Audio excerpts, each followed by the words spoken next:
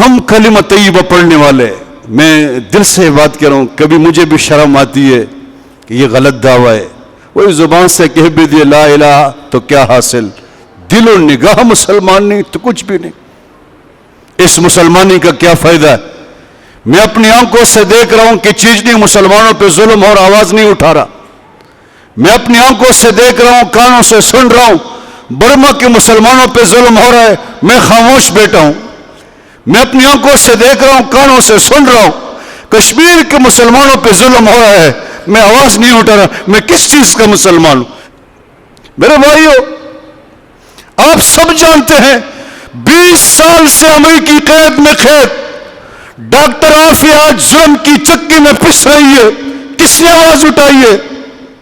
میں نے آپ کو قرآن و حدیث سے ثابت کیا، مسلمان کا بھائی ہے، ڈاکٹر عافیہ ہماری بیٹی ہے، ہماری بہن ہے، قرآن نے کہا، حدیث نے کہا،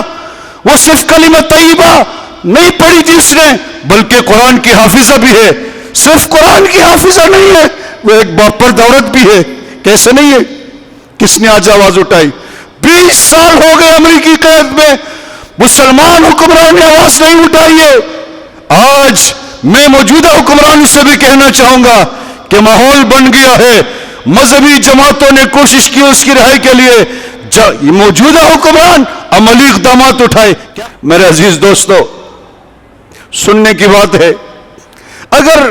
آج میں آواز بلند نہ کروں،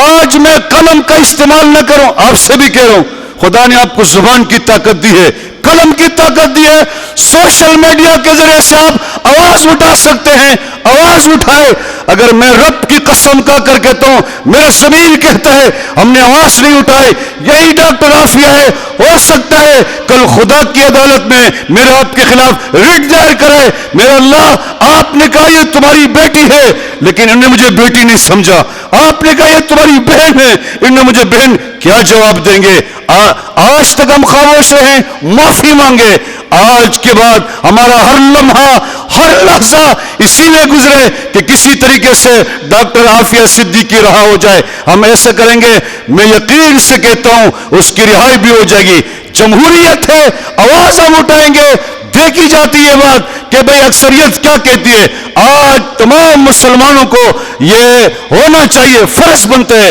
اس کی رہائی کے لیے آواز اٹھائے، امریکہ کو پتہ چلے، یورپ کو پتہ چلے، سب سے بڑھ کر ہمارے حکمرانوں کو پتہ چلے، سب چاہتے ہیں اس کی رہائی ہو جائے۔ میرے عزیز دوستو، اگر آپ نے اپنا حصہ ملایا اس گناہ سے بچ جاؤ گے، نہیں ملایا تو آپ گناہگار ہوں گے۔ اور آخری بات عرض کر دوں، خود بھی